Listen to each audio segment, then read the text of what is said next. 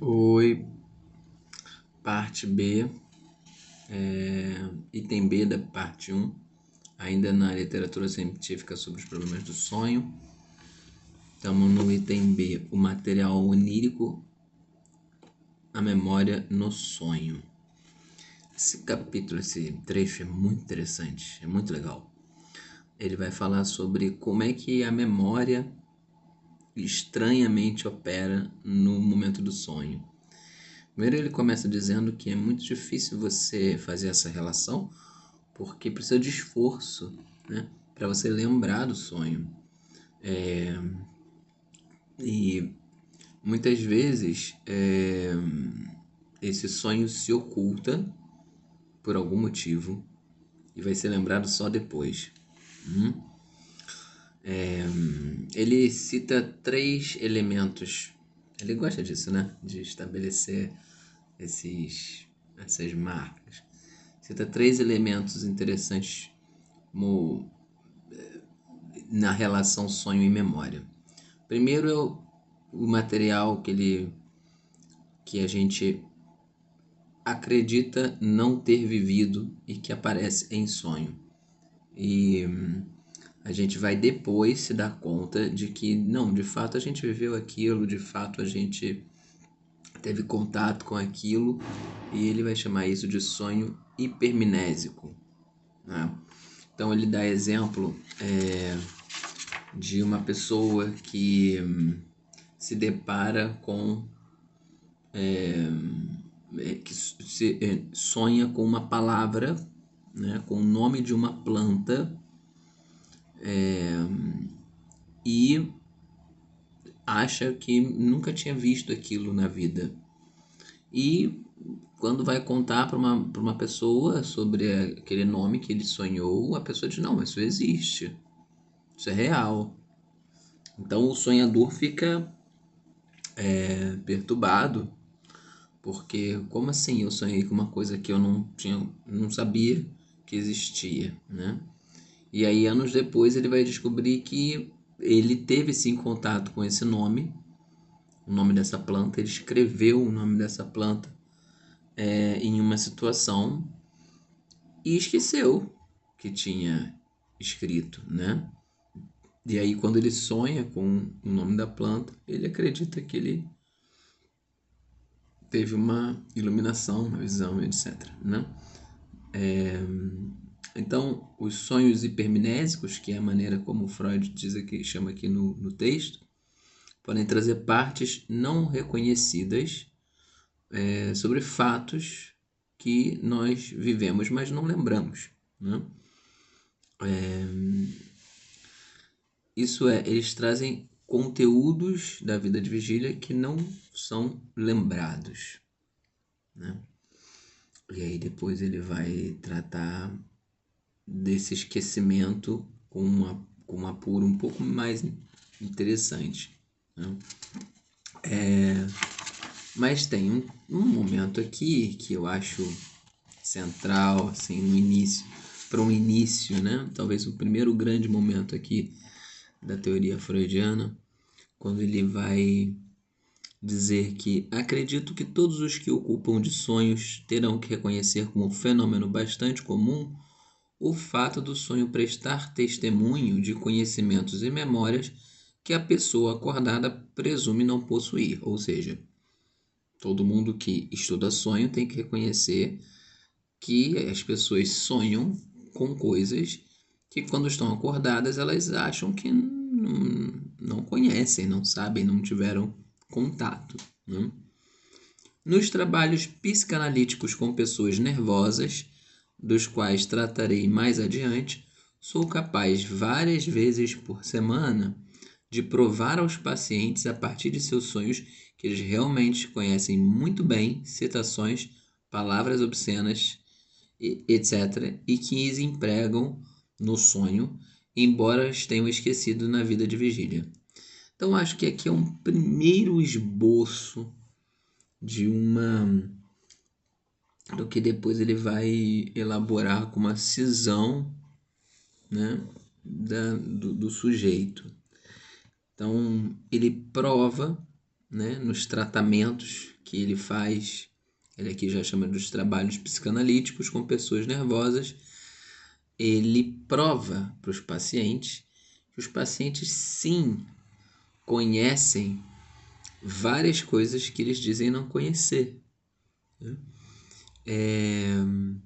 E que eles dizem não conhecer apesar de sonhar. Então os pacientes sonham com coisas, sonham com, aqui ele fala, palavras obscenas, citações, etc. Então os pacientes sonham com isso e dizem não reconhecer, não conhecer. E ele prova que não, que os pacientes conhecem sim, né?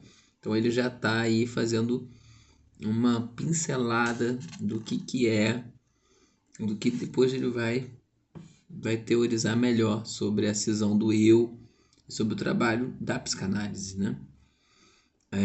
Esse primeiro momento de relembrar, né? De recordar. Mas aí ele fala uma coisa interessante, assim, que eu mesmo, a frase dele, né? Eu mesmo pude observar em relação aos meus sonhos o quanto dependemos do acaso para descobrir a origem de elementos oníricos isolados.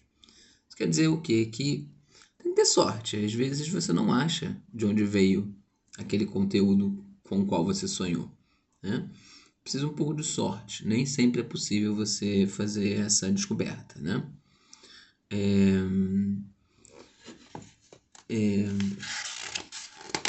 Mas é uma coisa interessante. É você investigar de onde você tirou um conteúdo daquele sonho. Segundo ponto que ele vai elencar como importante é que uma das fontes mais significativas de material para a produção de sonho é a infância. Olha aí, né?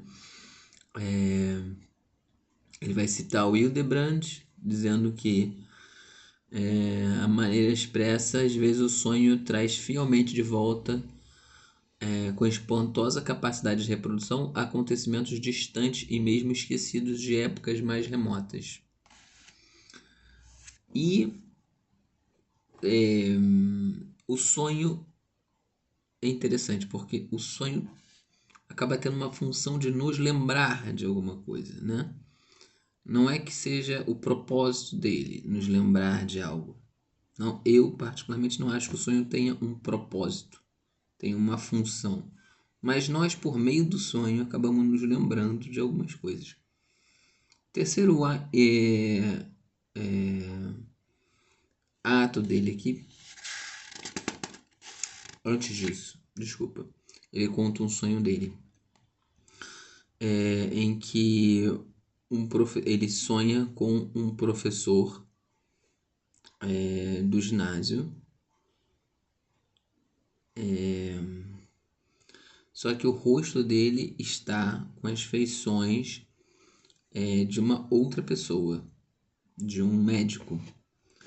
E aí, quando ele vai pesquisar, ele vai buscar compreender por que isso, ele entende que tanto o professor quanto o médico usavam um tapa-olho. Então ele acaba misturando essas duas pessoas no sonho, porque essa característica estava em comum entre os dois personagens.